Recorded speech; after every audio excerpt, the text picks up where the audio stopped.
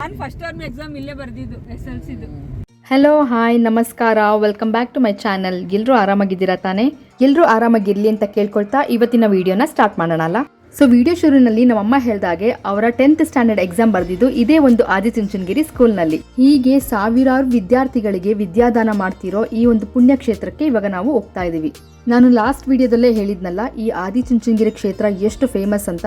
So ಹಾಗಾಗಿ ಇವ್ರದೇ ಆದಂಥ engineering college ಆಗಿರ್ಬೋದು, ಡಿಗ್ರಿ ಕಾಲೇಜ್ ಆಗಿರ್ಬೋದು, MSc ನರ್ಸಿಂಗ್ ಆಗಿರ್ಬೋದು, ಕಲ್ಯಾಣ ಮಂಟಪಗಳನ್ನ ಮಾಡಿದ್ದಾರೆ. ಸೊ ಮದುವೆ ಅಥವಾ ಏನಾದರೂ ಫಂಕ್ಷನ್ಸ್ ಇದ್ದರೆ ಇಲ್ಲೇ ಒಂದು ಕನ್ವೆನ್ಷನ್ ಹಾಲ್ಗಳಲ್ಲಿ ಮದುವೆಗಳನ್ನೆಲ್ಲ ಮಾಡ್ತಾರೆ. ಆಲ್ಸೋ ಇಲ್ಲಿನ ಸ್ಟಾಫ್ಗಳಿಗೆ ಅನುಕೂಲ ಆಗಲಿ ಅನ್ನೋ ಕಾರಣಕ್ಕೆ ಬ್ಯಾಂಕ್ ಆಫ್ ಬರೋಡಾದಿಂದ ಇಲ್ಲೊಂದು ಬ್ಯಾಂಕ್ ಕೂಡ ಮಾಡಿದ್ದಾರೆ. ಆ್ಯಂಡ್ ಪೊಲೀಸ್ ಸ್ಟೇಷನ್ಸ್ ಇದೆ. ಸೊ ಸಾಕಷ್ಟು ಹೀಗೆ ತುಂಬ ಫೆಸಿಲಿಟಿಗಳನ್ನ ಮಾಡಿದ್ದಾರೆ. ತುಂಬಾ ಇಂಪ್ರೂವ್ಮೆಂಟ್ ನೋಡ್ಬೋದು ನೀವು ಆ ಒಂದು ಕ್ಷೇತ್ರದಲ್ಲಿ. ಹೀಗೆ ಲಕ್ಷಾಂತರ ವಿದ್ಯಾರ್ಥಿಗಳಿಗೆ ಇದು ಪ್ರಮುಖವಾದಂಥ ವಿದ್ಯಾಕ್ಷೇತ್ರ ಅಂದ್ರೂ ತಪ್ಪಾಗಲ್ಲ. ಸೊ ಹಾಗಾಗಿ ಇಲ್ಲಿನ ಸುತ್ತಮುತ್ತ ಊರಲ್ಲಿ ಆ್ಯಂಡ್ ನಮ್ಮ ಊರಲ್ಲೂ ಕೂಡ, ನಮ್ಮ ಜವನಹಳ್ಳಿಲೂ ಕೂಡ ಸಾಕಷ್ಟು ಮಕ್ಕಳುಗಳು ಈ ಒಂದು ಆದಿಚುಂಚನಗಿರಿ ಸ್ಕೂಲ್ಸ್ ಕಾಲೇಜ್ಗಳಲ್ಲಿ ತಮ್ಮ ಎಜುಕೇಷನ್ಗಳನ್ನ ಪಡೆದು ತುಂಬ ಒಳ್ಳೊಳ್ಳೆ ಪೊಸಿಷನ್ ಅಲ್ಲಿ ಇದ್ದಾರೆ. ಆಲ್ಸೋ ಇಲ್ಲಿನ ಮೆಡಿಕಲ್ ಕಾಲೇಜಲ್ಲಿ ಸಾಕಷ್ಟು ಜನ ಇವತ್ತಿಗೂ ಕೂಡ ಕೆಲಸ ಮಾಡ್ತಿದ್ದಾರೆ. ಇವತ್ತಿಗೂ ಸಹ ನಮ್ಮ ಮಾಮುಂದಿರೆಲ್ಲ ಊರಲ್ಲಿ ಸುಮಾರು ಜನ ಇಲ್ಲಿ ಮೆಡಿಕಲ್ ಕಾಲೇಜಲ್ಲಿ ಕೆಲ್ಸಕ್ಕೆ ಹೋಗ್ತಾ ಇದ್ದಾರೆ. ಹಾಗಾಗಿ ನಮ್ಮ ಊರನ್ನು ಒಳಗೊಂಡು ಸುತ್ತಮುತ್ತ ಇರೋ ಹಳ್ಳಿಗಳಿಂದ ಸಾಕಷ್ಟು ಜನ ಬಂದು ಇಲ್ಲಿ ಕೆಲಸ ಮಾಡ್ತಾರೆ.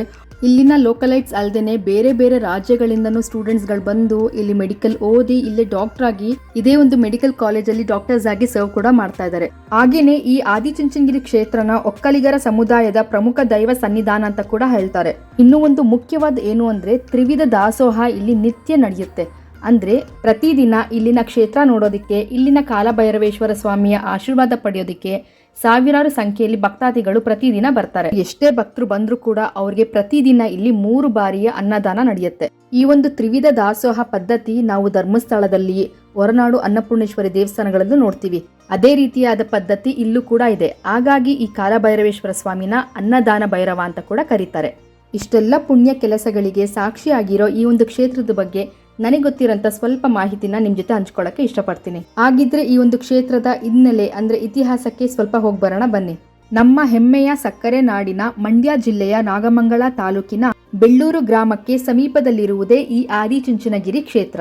ಹೆಸರೇ ಸೂಚಿಸುವ ಹಾಗೆ ಈ ಆದಿಚುಂಚನಗಿರಿ ಕ್ಷೇತ್ರವು ಎತ್ತ ನೋಡಿದರೂ ಗಿರಿಯು ಬಾನೆತ್ತರ ಅನ್ನೋ ಹಾಗೆ ಸುತ್ತಮುತ್ತ ಎಲ್ಲಿ ನೋಡಿದ್ರು ಬೃಹದಾಕಾರದ ಬೆಟ್ಟಗಳನ್ನ ಇಲ್ಲಿ ನೋಡಬಹುದು. ಸಾವಿರಾರು ವಿದ್ಯಾರ್ಥಿಗಳಿಗೆ, ಲಕ್ಷಾಂತರ ಭಕ್ತರಿಗೆ ಆಶ್ರಯಧಾಮ ಆಗಿರೋ ಈ ಆದಿಚುಂಚನಗಿರಿ ಕ್ಷೇತ್ರಕ್ಕೆ 200 ವರ್ಷದ ಇತಿಹಾಸ ಇದೆ. ನಾನು ಮೊದಲೇ ಹೇಳ್ದಾಗೆ ಈ ಒಂದು ಕ್ಷೇತ್ರವು ನೈಸರ್ಗಿಕ ಸೌಂದರ್ಯದಿಂದ ಕೂಡಿರುವಂತ ಒಂದು ಸುಂದರವಾದ ಗಿರಿಧಾಮ, ಜೊತೆಗೆ ದಟ್ಟವಾದ ಅರಣ್ಯ ಕೂಡ ಇರುತ್ತೆ. ಹಾಗಾಗಿ ಈ ದಟ್ಟವಾದ ಅರಣ್ಯದಲ್ಲಿ ಚುಂಚ ಮತ್ತು ಕುಂಚ ಎಂಬ ಇಬ್ಬರು ಸೋದರ ರಾಕ್ಷಸರು ಇರ್ತಾರೆ. ರಾಕ್ಷಸರು ಅಂದ್ರೆ ಕೇಳ್ಬೇಕಾ? ಈ ಪ್ರದೇಶದ ಸುತ್ತಮುತ್ತ ಇರೋಂಥ ಹಳ್ಳಿಗಳಲ್ಲಿ ವಾಸವಾಗ್ತಿರೋ ಸಾಮಾನ್ಯ ಜನರಿಗೆ ಪ್ರತಿನಿತ್ಯವೂ ಇವರು ಹಿಂಸೆ ಕಿರುಕುಲನ ಕೊಡ್ತಾನೆ ಇರ್ತಾರೆ. ಹಾಗಾಗಿ ಪ್ರತಿ ಕ್ಷಣವೂ ಅವರು ಕೂಡ ಭಯದಿಂದಲೇ ಬದುಕ್ತಿರ್ತಾರೆ. ಒಂದು ದಿನ ಇಲ್ಲಿರೋಂಥ ಹಳ್ಳಿಯವರೆಲ್ಲ ಈ ಸೋದರ ರಾಕ್ಷಸರ ಕಿರುಕುಳಕ್ಕೆ ಬೇಸತ್ತು ಈಶ್ವರನ ಮೊರೆ ಹೋಗ್ತಾರೆ. ಆಗ ಸಾಕ್ಷಾತ್ ಪರಮೇಶ್ವರರೇ ಈ ಇಬ್ಬರು ಸೋದರ ರಾಕ್ಷಸರನ್ನು ಸಂಹಾರ ಮಾಡ್ತಾರೆ. ಚುಂಚ ಅನ್ನೋ ರಾಕ್ಷಸ ಈ ಪ್ರದೇಶದಲ್ಲಿ ಇದ್ದು ಇದೇ ಪ್ರದೇಶದಲ್ಲಿ ಸಂಹಾರ ಆಗೋ ಕಾರಣ ಈ ಒಂದು ಪ್ರದೇಶಕ್ಕೆ ಚುಂಚನಗಿರಿ ಎಂದು ಹೆಸರು ಬರುತ್ತೆ. ಈ ಸೋದರ ರಾಕ್ಷಸರನ್ನು ಸಂಹಾರ ಮಾಡಲು ಬಂದ ಪರಮೇಶ್ವರರಿಗೆ ಈ ಪ್ರದೇಶದ ಪ್ರಕೃತಿ ಸೌಂದರ್ಯಕ್ಕೆ ಹಾಗೂ ಪ್ರಶಾಂತತೆಗೆ ಮನಸೋತು ಇಲ್ಲೇ ತಪಸ್ಸನ್ನು ಮಾಡಲು ನಿರ್ಧಾರ ಮಾಡ್ತಾರೆ.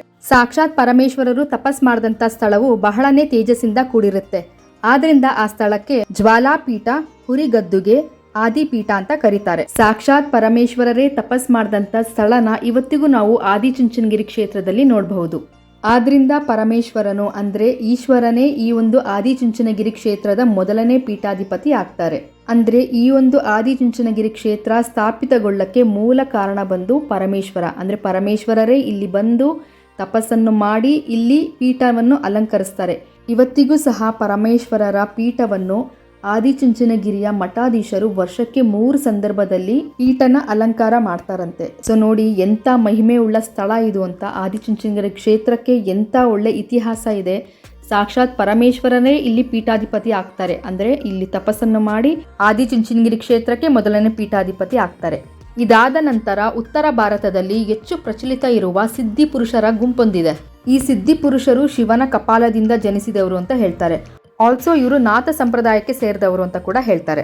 ಈ ನಾಥ ಸಂಪ್ರದಾಯದ ಮೊದಲ ಸಿದ್ಧಿ ಪುರುಷನೊಬ್ಬ ಲೋಕ ಸಂಚಾರದ ವೇಳೆ ಈ ಆದಿಚುಂಚನಗಿರಿ ಕ್ಷೇತ್ರಕ್ಕೆ ಬರ್ತಾರೆ. ಪರಮೇಶ್ವರರು ತಪಸ್ ಮಾಡ್ತಿದ್ದಂತ ಆ ಸ್ಥಳಕ್ಕೆ ಬಂದಂತ ಆ ಸಿದ್ಧಿ ಪುರುಷನನ್ನು ನೋಡಿ ಪರಮಾತ್ಮನಿಗೆ ಬಹಳ ಸಂತೋಷ ಆಗುತ್ತೆ. ಆಗ ಸಾಕ್ಷಾತ್ ಪರಮೇಶ್ವರರು ನಿತ್ಯ ತಪಸ್ ಮಾಡ್ತಿದ್ದಂಥ ಆ ಸ್ಥಳ ಅಂದರೆ ಆ ಪೀಠನ ಆ ಸಿದ್ಧಿ ಪುರುಷನಿಗೆ ಬಿಟ್ಕೊಡ್ತಾರಂತೆ. ಹಾಗೂ ಈ ಕ್ಷೇತ್ರದ ಜವಾಬ್ದಾರಿ ಇನ್ನು ಮುಂದೆ ನಿನ್ನ ಹೊಣೆ ಅಂತ ಆ ಸಿದ್ಧಿ ಪುರುಷನಿಗೆ ಪರಮಾತ್ಮನು ಹೇಳಿ ಕೈಲಾಸಕ್ಕೆ ಹೊರಡುವ ಸಂದರ್ಭದಲ್ಲಿ ಸಿದ್ಧಿ ಪುರುಷನಿಗೆ ಒಂದು ಬೇಡಿಕೆ ಇರುತ್ತೆ ಪರಮಾತ್ಮನಲ್ಲಿ. ಏನಂತ ಅಂದರೆ ಪರಮಾತ್ಮನ ಸಾನ್ನಿಧ್ಯವು ಈ ಒಂದು ಕ್ಷೇತ್ರದಲ್ಲಿ ಸದಾಕಾಲ ಇರಬೇಕು ಅನ್ನೋ ಕೋರಿಕೆನ ಶಿವನ ಮುಂದೆ ಇಡ್ತಾರೆ ಸಿದ್ಧಿ ಪುರುಷರು. ಆಗ ಕೈಲಾಸಕ್ಕೆ ಹೊರಡುವ ಮುನ್ನ ಪರಮೇಶ್ವರರು ಈ ಒಂದು ಆದಿಚುಂಚನಗಿರಿ ಕ್ಷೇತ್ರದಲ್ಲಿ ಪಂಚಲಿಂಗ ರೂಪದಲ್ಲಿ ಉದ್ಭವಿಸ್ತಾರೆ. ಈ ಉದ್ಭವವಾದ ಪಂಚಲಿಂಗೇಶ್ವರಗಳು ಯಾವುದು ಅಂದರೆ ಗಂಗಾಧರೇಶ್ವರ, ಕತ್ತಲೆ ಸೋಮೇಶ್ವರ, ಚಂದ್ರಮೌಳೇಶ್ವರ, ಗವಿಸಿದ್ದೇಶ್ವರ, ಮಲ್ಲೇಶ್ವರ. ಇವತ್ತಿಗೂ ಕೂಡ ಈ ಪಂಚಲಿಂಗಗಳನ್ನ ನಾವು ಆದಿಚುಂಚನಗಿರಿ ಕ್ಷೇತ್ರದಲ್ಲಿ ನೋಡಬಹುದು. ಈ 5 ಪಂಚಲಿಂಗಗಳಲ್ಲಿ ಪ್ರಮುಖವಾದ ಲಿಂಗ ಅಂದ್ರೆ ಗಂಗಾಧರೇಶ್ವರ ಲಿಂಗ. ಈ ಗಂಗಾಧರೇಶ್ವರ ದೇವ್ರನ್ನ ಇಡೀ ಆದಿಚುಂಚನಗಿರಿ ಕ್ಷೇತ್ರಕ್ಕೆ ಅಧಿದೇವರು ಅಂತ ಪರಿಗಣಿಸ್ತಾರೆ. ಜೊತೆಗೆ ಪರಮಾತ್ಮನು ಪಂಚಲಿಂಗ ರೂಪದಲ್ಲಿ ಉದ್ಭವಿಸಿದ ಕಾರಣ ಈ ಆದಿಚುಂಚನಗಿರಿನ ದಕ್ಷಿಣ ಕಾಶಿ ಅಂತ ಕೂಡ ಕರೀತಾರೆ. ನಾನಾಗ್ಲೇ ಹೇಳಿದ್ನಲ್ಲ, ನಾಥ ಸಂಪ್ರದಾಯದವರು ಬಂದು ಇಲ್ಲಿ ಪರಮಾತ್ಮನ ಪೀಠ ಹಾಗೂ ಈ ಕ್ಷೇತ್ರದ ಮುಂದಿನ ಪೀಠಾಧಿಪತಿಗಳಾಗ್ತಾರೆ ಅಂತ. ಹಾಗಾಗಿ ಈ ನಾಥ ಸಂಪ್ರದಾಯದವರಿಗೆ 12 ಪೀಠಗಳು ಇರುತ್ತೆ. ಈ 12 ಪೀಠಗಳಲ್ಲಿ ಆದಿಚುಂಚನಗಿರಿ ಪೀಠನೇ ಮೊದಲನೇದು. ಹಾಗಾಗಿ ಈ ಚುಂಚನಗಿರಿಗೆ ಆದಿಚುಂಚನಗಿರಿ ಅಂತ ಹೆಸರು ಬರುತ್ತೆ. ಆದಿಚುಂಚನಗಿರಿಯ ಕ್ಷೇತ್ರ ಪಾಲಕನಾದ ಶ್ರೀ ಕಾಲಭೈರವೇಶ್ವರ ಸ್ವಾಮಿಯು ಪರಮೇಶ್ವರರ ಇನ್ನೊಂದು ರೂಪ. ಹಾಗಾಗಿ ಶಿವದೇವರ ಮತ್ತೊಂದು ರೂಪವಾದ ಶ್ರೀ ಕಾಲಭೈರವೇಶ್ವರನನ್ನು ಪಾರ್ವತೀ ದೇವಿಯ ಮಕ್ಕಳೆಂದೇ ಪ್ರಸಿದ್ಧಿಯಾದ ಹಾಗೂ ಲೋಕಕ್ಕೆ ಅನ್ನದಾತರಾದ ಒಕ್ಕಲಿಗರ ಸಮುದಾಯಕ್ಕೆ ಆರಾಧ್ಯ ದೈವವಾಗಿರಬೇಕೆಂದು ಶಿವಾಜ್ಞೆಯನ್ನು ಹೊರಡಿಸುತ್ತಾರೆ ಪರಮೇಶ್ವರರು. ಆದ್ರಿಂದ ಶ್ರೀ ಕಾಲಭೈರವೇಶ್ವರ ಸ್ವಾಮಿಯು ಆದಿಚುಂಚನಗಿರಿ ಕ್ಷೇತ್ರಕ್ಕೆ ಬಂದು ಇಲ್ಲಿ ನೆಲೆಸ್ತಾರೆ. ಮೊದಲಿಗೆ ಶ್ರೀ ಕಾಲಭೈರವೇಶ್ವರ ಸ್ವಾಮಿಯ ದೇವಸ್ಥಾನ ಬಹಳನೇ ಚಿಕ್ಕದಾಗಿತ್ತಂತೆ. ಇವಾಗ ಅದನ್ನ ತುಂಬಾ ಚೆನ್ನಾಗಿ ಜೀರ್ಣೋದ್ಧಾರ ಮಾಡಿದ್ದಾರೆ. ಕಪ್ಪು ಕಲ್ಲಿನ ವಿಗ್ರಹ ರೂಪದಲ್ಲಿರುವ ಶ್ರೀ ಕಾಲಭೈರವೇಶ್ವರ ಸ್ವಾಮಿಯು ನೋಡಲು ಬಹಳನೇ ಚೆನ್ನಾಗಿದೆ. ಆದ್ರೆ ಏನಪ್ಪಾ ಅನ್ಫಾರ್ಚುನೇಟ್ಲಿ ಅಂದ್ರೆ ನಮಗೆ ಯಾವುದೇ ಒಂದು ವಿಗ್ರಹ ಇಲ್ಲಿ ತೋರಿಸ್ಲಿಕ್ಕೆ ಆಗಲ್ಲ. ಬಿಕಾಸ್ ನಿಮಗೆ ಗೊತ್ತಿದೆ, ಯಾವುದೇ ಫೋಟೋ ಆಗಲಿ ವಿಡಿಯೋ ಆಗಲಿ ಕಂಪ್ಲೀಟ್ಲಿ ಪ್ರಾಹಿಬಿಟೆಡ್ ಯಾವುದೇ ದೇವಸ್ಥಾನದಲ್ಲಾದರೂ ಕೂಡ. ಹಾಗಾಗಿ ಹೊರಗಡೆ ಏನು ತಗೊಂಡಿದ್ದೀನಿ ನನ್ನ ವಿಡಿಯೋ ಅದನ್ನು ಮಾತ್ರ ನಾನು ತೋರಿಸ್ತಾ ಇದ್ದೀನಿ ನನ್ನ ವಿಡಿಯೋದಲ್ಲಿ. ಸೊ ಇವಾಗ ಕಾಲಭೈರವೇಶ್ವರ ದೇವ್ರದ್ದು ದರ್ಶನ ಮಾಡ್ಕೊಂಡು ಬರ್ತಾ ಇದ್ದೀವಿ. ಇಲ್ಲಿ ಒಳಗಡೆ ಫೋಟೋ ಅಲೋ ಇರಲಿಲ್ಲ, ವಿಡಿಯೋ ಎಲ್ಲ ಮಾಡೋಂಗಿಲ್ಲ, ಹಾಗಾಗಿ ಮಾಡೋಕ್ಕಾಗಿಲ್ಲ. ಇಲ್ಲಿ ಮಾಳಮ್ಮ ಆ್ಯಂಡ್ ಸಂಭಾಂಬಿಕಾ ದೇವರಿದ್ದಾರೆ. ಕಾಲಭೈರವೇಶ್ವರ ದೇವ್ರ ಜೊತೆ ಮಾಳಮ್ಮ ಮತ್ತು ಸಂಭಾಂಬಿಕಾ ದೇವರು ಇದೆ. ತುಂಬ ಚೆನ್ನಾಗಿತ್ತು, ತುಂಬ ಅದ್ಭುತವಾಗಿದೆ. ಬಟ್ ಏನಂದರೆ ವಿಡಿಯೋ ಫೋಟೋ ಅಲೋ ಇಲ್ಲದೇ ಇರೋ ಕಾರಣ ನಂಗೆ ಅಲ್ಲೇನೂ ವಿಡಿಯೋ ಎಲ್ಲ ಮಾಡಲಿಕ್ಕಾಗಲಿಲ್ಲ. ಸೊ ನಿಮಗೆ ಕಾಲಭೈರವೇಶ್ವರ ಸ್ವಾಮಿಯ ಆಶೀರ್ವಾದ ಪಡಿಬೇಕು, ದೇವ್ರನ್ನ ನೋಡಬೇಕು ಅನ್ನೋ ಆಸೆ ಇದ್ದರೆ ಖಂಡಿತ ಈ ಆದಿಚುಂಚನಗಿರಿ ಕ್ಷೇತ್ರಕ್ಕೆ ಬನ್ನಿ, ಸ್ವಾಮಿಯ ದರ್ಶನ ಪಡೀರಿ, ಆಶೀರ್ವಾದನೂ ಪಡೀರಿ ಅಂತ ಹೇಳಕ್ಕೆ ಇಷ್ಟಪಡ್ತೀನಿ. ಇಲ್ಲಿನ ಸುತ್ತಮುತ್ತ ಹಳ್ಳಿಗಳಲ್ಲಿ ಶ್ರೀ ಕಾಲಭೈರವೇಶ್ವರ ಸ್ವಾಮಿನ ಮನೆ ದೇವರಾಗಿ ಪೂಜೆ ಮಾಡ್ತಾರೆ. ಆಲ್ಸೋ ನಿಮಗೆಲ್ಲ ಗೊತ್ತೇ ಇದೆ, ಶ್ರೀ ಕಾಲಭೈರವೇಶ್ವರ ಸ್ವಾಮಿಯ ವಾಹನ ಬಂದು ಶ್ವಾನಗಳು. ಕಪ್ಪು ಬಣ್ಣದ ಶ್ವಾನಗಳನ್ನು ಇಲ್ಲಿ ಸಾಕಿದ್ದಾರೆ. ಅಂಡ್ ಪ್ರತಿದಿನ ಈ ಶ್ವಾನಗಳಿಗೆ 2 ಬಾರಿ ಪೂಜೆ ನಡೆಯುತ್ತೆ. ಕಾಲಭೈರವೇಶ್ವರ ಸ್ವಾಮಿಯ ಎಡಗಡೆ ಕಂಬದಮ್ಮ ಅನ್ನೋ ದೇವಿನ ಸ್ಥಾಪನೆ ಮಾಡಿದ್ದಾರೆ. ಪಾರ್ವತಿ ದೇವಿಯ ಸ್ವರೂಪವಾದ ಈ ಕಂಬದಮ್ಮನ ಸಾಕ್ಷಾತ್ ಪರಮೇಶ್ವರನೇ ಆದಿಚುಂಚನಗಿರಿಯ ರಕ್ಷಣೆಗೆಂದು ಇಲ್ಲಿ ನೇಮಿಸಿದ್ದಾರೆ ಅಂತ ಹೇಳ್ತಾರೆ. ಈ ಕಂಬದಮ್ಮ ದೇವಿಗೆ ಬರೋ ಭಕ್ತಾದಿಗಳು ಕರ್ಪೂರ ಮೊಸರಿನಿಂದ ಅಭಿಷೇಕ ಮಾಡಿ ತಮ್ಮ ಇಷ್ಟಾರ್ಥಗಳನ್ನ ಈಡೇರಿಸ್ಕೊಳ್ತಾರಂತೆ. ನಾನು ಲಾಸ್ಟ್ ವಿಡಿಯೋದಲ್ಲೇ ಹೇಳಿದಾಗೆ ನಾನು ಈ ದೇವಸ್ಥಾನಕ್ಕೆ ಬಹಳ ವರ್ಷ ಆದಮೇಲೆ ಬರ್ತಾ ಇದ್ದೀನಿ. ಸೊ ಹಾಗಾಗಿ ತುಂಬಾ ಬದಲಾವಣೆ ಇತ್ತು ಇಲ್ಲಿ. ಕಾಲಭೈರವೇಶ್ವರ ಸ್ವಾಮಿ ದೇವಸ್ಥಾನ ಅಂತೂ ತುಂಬಾ ಅದ್ಭುತವಾಗಿದೆ. ತುಂಬ ಖುಷಿಯಾಗುತ್ತೆ ಒಳಗಡೆ ಹೋಗ್ತಾ ಇದ್ದಂಗೆ. ತುಂಬಾ ಪಾಸಿಟಿವ್ ಎನರ್ಜಿ ಕೂಡ. ನೀವು ಖಂಡಿತ ಇಲ್ಲೆಲ್ಲ ಹೋಗಿ ಒಂದು ಸಲ ವಿಸಿಟ್ ಮಾಡಿ ಅಂತ ಹೇಳಕ್ಕೆ ಇಷ್ಟಪಡ್ತೀನಿ.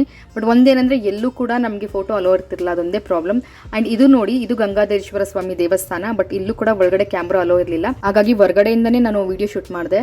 ನಾನು ಆಗಲೇ ಹೇಳಿದ್ನಲ್ಲ, ಶಿವ ಪರಮಾತ್ಮನು ಪಂಚಲಿಂಗವಾಗಿ ಉದ್ಭವಿಸ್ತಾರೆ ಆದಿಚುಂಚನಗಿರಿಲಿ ಅಂತ. ಆ ಪಂಚಲಿಂಗಗಳಲ್ಲಿ ಪ್ರಮುಖವಾದ ಲಿಂಗ ಅಂದರೆ ಗಂಗಾಧರೇಶ್ವರ ಸ್ವಾಮಿ ಲಿಂಗ. ಸೊ ಆ ಗಂಗಾಧರೇಶ್ವರ ಸ್ವಾಮಿ ಲಿಂಗ ಇರೋದೇ ಈ ದೇವಸ್ಥಾನದಲ್ಲಿ. ಆ್ಯಂಡ್ ಇದು ಬಂದು ಚೇಳೂರು ಕಂಬಕ್ಕೆ ಹೋಗೋ ದಾರಿ. ಬಟ್ ನಾವಿಲ್ಲಿ ಯಾರೂ ಹೋಗಲಿಲ್ಲ. ಸೊ ನಮಗೂ ಎಲ್ಲ ಅಮ್ಮ ಮತ್ತು ಅಕ್ಕ ಎಲ್ಲ ಇದ್ದರು, ಅವ್ರಿಗೆಲ್ಲ ಹೋಗೋಕ್ಕಾಗ್ತಿರ್ಲಿಲ್ಲ, ಮಕ್ಕಳೆಲ್ಲ ಇದ್ದರು. ಸೊ ಹಾಗಾಗಿ ತುಂಬ ಬೆಟ್ಟಲ್ಲಿ ಹತ್ತೋದು ಬೇಡ ಅಂತ ಇಲ್ಲಿಗೆ ನಾವು ಸ್ಟಾಪ್ ಮಾಡಿದ್ವಿ. ಸೊ ನೋಡಿ ಎಷ್ಟು ಚೆನ್ನಾಗಿದೆ, ತುಂಬಾ ಚೆನ್ನಾಗಿತ್ತು. ಮೇಲ್ಗಡೆ ಹೋಗ್ತಾ ಹೋಗ್ತಾ ಅಂತೂ ತುಂಬ ಗಾಳಿ ಬರ್ತಾ ಇತ್ತು. ಆ ವ್ಯೂ ನೋಡೋಕ್ಕೆ ಒಂದು ತುಂಬ ಖುಷಿ ಆಗ್ತಾ ಇತ್ತು. ಜೊತೆಗೆ ಈ ಆದಿಚುಂಚನಗಿರಿ ಬೆಟ್ಟ ಸಮುದ್ರ ಮಟ್ಟದಿಂದ 3221 ಅಡಿ ಎತ್ತರದಲ್ಲಿ ಇದೆಯಂತೆ. ದೇವಸ್ಥಾನದ ಮುಂಭಾಗದಲ್ಲಿ ಸುಂದರವಾದ ಕಲ್ಯಾಣಿ ಕೂಡ ಇದೆ. ಪರಮೇಶ್ವರನು ಕೈಲಾಸಕ್ಕೆ ಹೊರಡುವ ಮುಂಚೆ ತನ್ನ ಜಟೆಯಲ್ಲಿದ್ದ ಗಂಗೆ ಮಾತೆಯನ್ನು ಈ ಬಿಂದು ಸರೋವರಕ್ಕೆ ಇಳಿಸಿ ಹೋಗ್ತಾರೆ ಅಂತ ಹೇಳಲಾಗುತ್ತೆ. ಈ ಒಂದು ಬಿಂದು ಸರೋವರದ ಸುತ್ತಮುತ್ತ ಔಷಧೀಯ ಗಿಡಮೂಲಿಕೆಗಳು ಹೇರಳವಾಗಿದೆಯಂತೆ.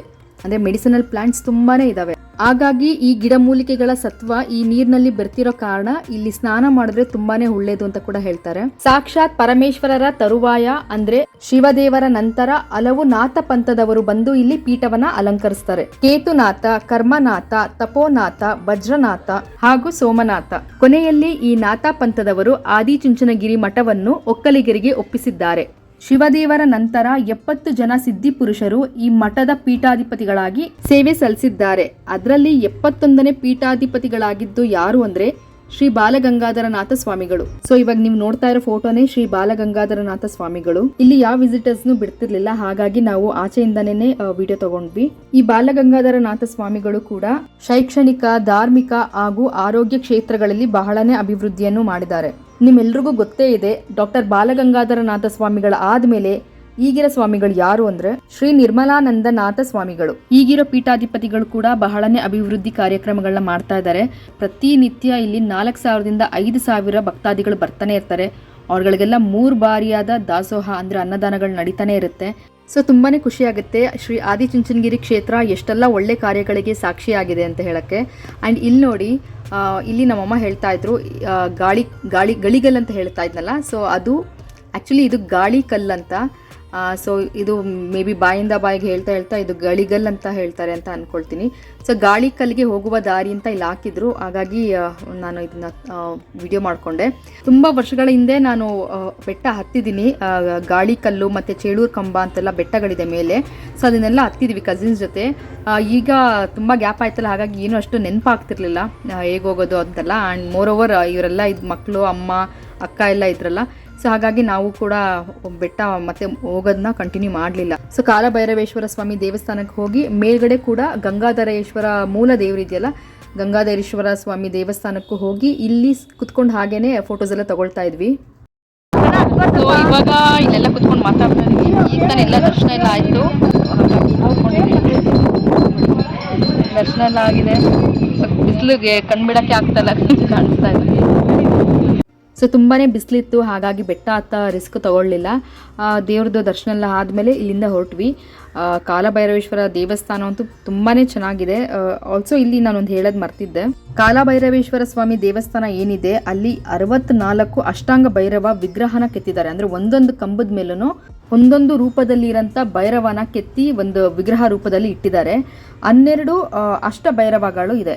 ಸೊ ಮೂಲ ದೇವ್ರು ಬಂದು ಭೈರವ, ಕಾಲಭೈರವೇಶ್ವರ ದೇವರಾದ್ಮೇಲೆ ಈ 64 ಅಷ್ಟಾಂಗ ಭೈರವಗಳನ್ನ ನೀವು ನೋಡ್ಬೋದು. ತುಂಬಾ ಚೆನ್ನಾಗಿದೆ, ಒಂದ್ಸಲ ಖಂಡಿತ ವಿಸಿಟ್ ಮಾಡಿ.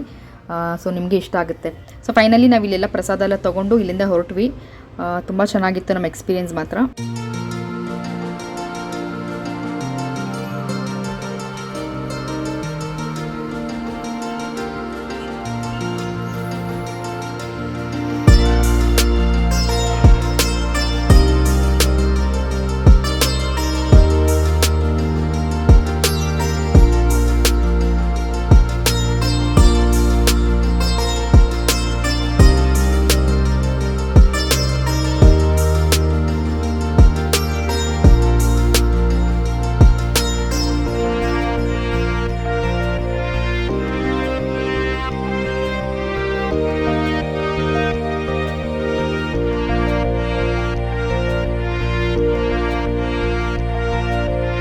ಸೊ ಆದಿಚುಂಚನಗಿರಿ ಕ್ಷೇತ್ರದಿಂದ ನಾವು ನೇರ ಹೊರಟಿದ್ದು ಮೇಲ್ಕೋಟೆ ಬೆಟ್ಟಕ್ಕೆ. ಆನ್ ದ ವೇ ಹೋಗ್ತಾ ಹಾಗೆ ಒಂದು ಮರದ ಕೆಳಗಡೆ ಅಲ್ಲೇ ಒಂದು ಬ್ರೇಕ್ ತೊಗೊಂಡ್ವಿ. ಎಲ್ಲರೂ ಅಲ್ಲೇ ಕಾರಲ್ಲೇ ಕುತ್ಕೊಂಡು ಮನೆಯಿಂದ ಉಪ್ಪಿಟ್ಟೆಲ್ಲ ತೊಗೊಂಡೋಗಿದ್ವಿ. ಸೊ ಅದನ್ನೆಲ್ಲ ಖಾಲಿ ಮಾಡೋಣ ಅಂತ. ಬಿಕಾಸ್ ಎಲ್ಲರೂ ಬೆಳಗ್ಗೆ ಕೂಡ ಎಲ್ಲ ಲೈಟಾಗಿ ಬ್ರಂಚ್ ತೊಗೊಂಡಿದ್ವಿ. ಸೊ ಅದು ಬೆಟ್ಟ ಎಲ್ಲ ಹತ್ತಿ ಇಳಿಯೋಷ್ಟೊತ್ತಿಗೆ ಸೊ ಹೊಟ್ಟೆಲ್ಲ ತುಂಬ ಹಸ್ಬಿಟ್ಟಿತ್ತು. ಹಾಗಾಗಿ ಇಲ್ಲಿ ಅದು ಇದಾಕಿದೇನು ಲೇವನ್ ಕ್ಯಾರೆಟ್ ಹಾಕ್ಬೇಕು ಕಣೆ, ಹೀಟ್ ಆಗ್ಬಿಟ್ಟು ಅಷ್ಟಕ್ಕೆ.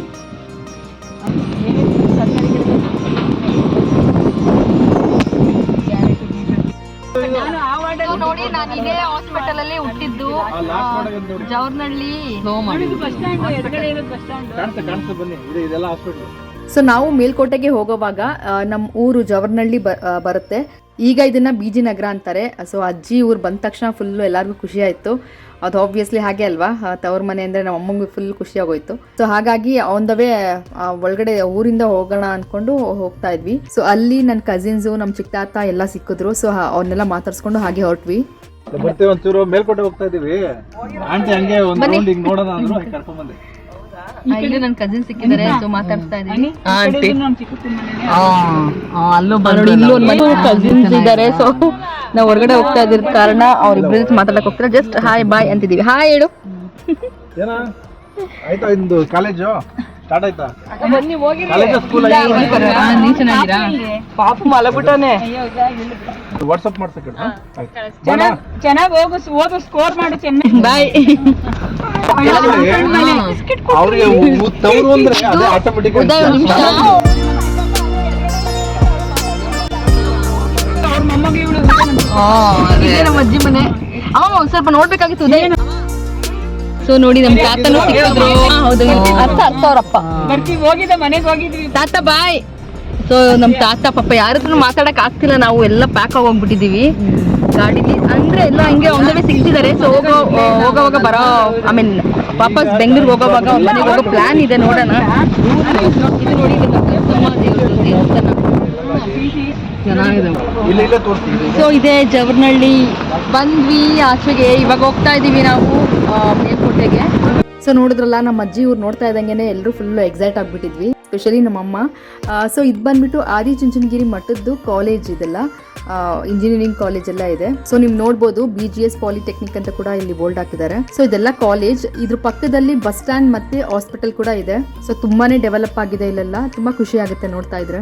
ನೋಡಿ ಇದು BGS ಇನ್ಸ್ಟಿಟ್ಯೂಟ್ ಆಫ್ ಟೆಕ್ನಾಲಜಿ, ಇದು ಇಂಜಿನಿಯರಿಂಗ್ ಕಾಲೇಜ್. ಈಗ ಹಾಸನ್ಗೆಲ್ಲ ಹೋಗುವಾಗ ಚಿಕ್ಕಮಂಗ್ಳೂರ್ಗೆ ಹೋಗುವಾಗ. ಸೊ ನಾವು ಆದಿಚುಂಚನಗಿರಿ ಬೆಟ್ಟ ಎಲ್ಲ ನೋಡ್ಕೊಂಡು ಮಧ್ಯದಲ್ಲಿ ಬ್ರೇಕು ತಗೊಂಡು ಅಲ್ಲಿ ಇಲ್ಲಿ ಎಲ್ಲಾನು ಮೀಟ್ ಮಾಡ್ಕೊಂಡು ಹೊರಡೋಷ್ಟೊಳಗೆ ಸಂಜೆ ಆಗಿತ್ತು. ಸೊ ಆ ಎಳೆ ಬಿಸಿಲು ಮತ್ತೆ ಗಾಳಿ ಕೂಡ ಬರ್ತಿತ್ತು. ಮಧ್ಯಾಹ್ನ ಎಲ್ಲ ತುಂಬ ಬಿಸಿಲಿತ್ತು, ಬಟ್ ಸಂಜೆ ಆಗ್ತಾ ಚೆನ್ನಾಗಿತ್ತು ವೆದರ್. ಎಲ್ಲರೂ ಕಸಿನ್ಸ್ ಎಲ್ಲ ಮಾತಾಡಿಕೊಂಡು ಟೈಮ್ ಹೋಗ್ತಾ ಇದ್ದಿದ್ದೇ ಗೊತ್ತಾಗ್ತಿರಲಿಲ್ಲ ನಮಗೆ, ತುಂಬ ಚೆನ್ನಾಗಿತ್ತು. ಸೊ ಈಗ ನಮ್ಮ ಜರ್ನಿ ಬಂದು ಮೇಲ್ಕೋಟೆ ದೇವಸ್ಥಾನದ ಕಡೆ.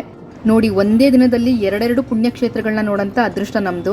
ಸೊ ಹಾಗಿದ್ರೆ ಇನ್ನೊಂದು ಪುಣ್ಯಕ್ಷೇತ್ರಕ್ಕೆ ಹೋದಂಥ ಅನುಭವನ ನಾಳಿನ ವಿಡಿಯೋದಲ್ಲಿ ನಿಮ್ಮ ಜೊತೆ ನಾನು ಹಂಚ್ಕೊಳ್ಳೋಕ್ಕೆ ಇಷ್ಟಪಡ್ತೀನಿ. ಹಾಗಿದ್ರೆ ನಾಳಿನ ಮೇಲ್ಕೋಟೆಗೆ ಹೋದಂಥ ವಿಡಿಯೋ ಜೊತೆ ಮತ್ತೆ ನಾನು ನಿಮ್ಮನ್ನ ಭೇಟಿ ಆಗ್ತೀನಿ. ಅಲ್ಲಿವರೆಗೂ ಈ ವಿಡಿಯೋ ನೋಡ್ತಾ ಸಪೋರ್ಟ್ ಮಾಡ್ತೀರಿ ಅಂತ ಹೇಳ್ತಾ ಈ ವಿಡಿಯೋನ ಇಲ್ಲೇ ಎಂಡ್ ಮಾಡ್ತಾ ಇದ್ದೀನಿ. ವಿಡಿಯೋ ಇಷ್ಟ ಆಗಿದ್ರೆ ದಯವಿಟ್ಟು ಲೈಕ್ ಮಾಡಿ, ಶೇರ್ ಮಾಡಿ ಆ್ಯಂಡ್ ನಮ್ಮ ಚಾನಲ್ಗೆ ಸಬ್ಸ್ಕ್ರೈಬ್ ಮಾಡ್ಕೊಳ್ಳಿ. ಎಲ್ರಿಗೂ ತುಂಬಾ ಥ್ಯಾಂಕ್ಸ್. ನಮಸ್ಕಾರ.